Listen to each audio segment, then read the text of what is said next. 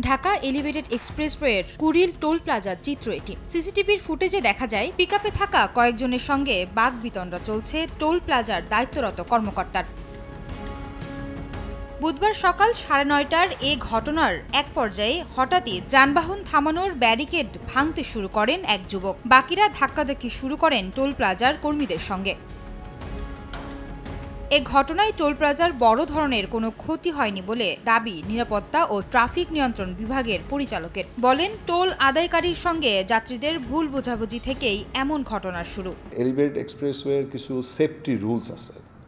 আমাদের এখানে সব ধরনের গাড়িকে আমরা অ্যালাউ করি না। এটা পিকআপ এবং এটা 1.5 টনের মতন একটা গাড়ি। এখানে কিন্তু প্রচুর পরিমাণ লোক ছিল গাড়ির মধ্যে। তো এই লোকগুলো সবাই দাঁড়িয়ে ছিল। তা দাঁড়িয়ে থাকাতে এটা একটা সেফটি প্রবলেম। তো টিসি আপনার ওকে বলেছে যে আমি একটু পারমিশন নিয়ে নিই।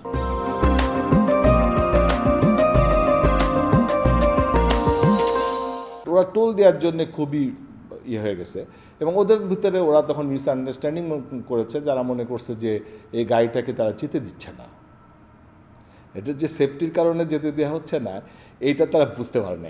তবে হাতাহাতির বিষয়ে জানতে চাইলে পরিচালক তা এড়িয়ে যান। ঘটনাটি পুলিশে জানানো হলেও আপাতত কোনো আইনগত ব্যবস্থা নিচ্ছে না বলেও জানিয়েছেন তিনি। আয়শা সিদ্দিক, সামিয়া, সময় সংবাদ, ঢাকা।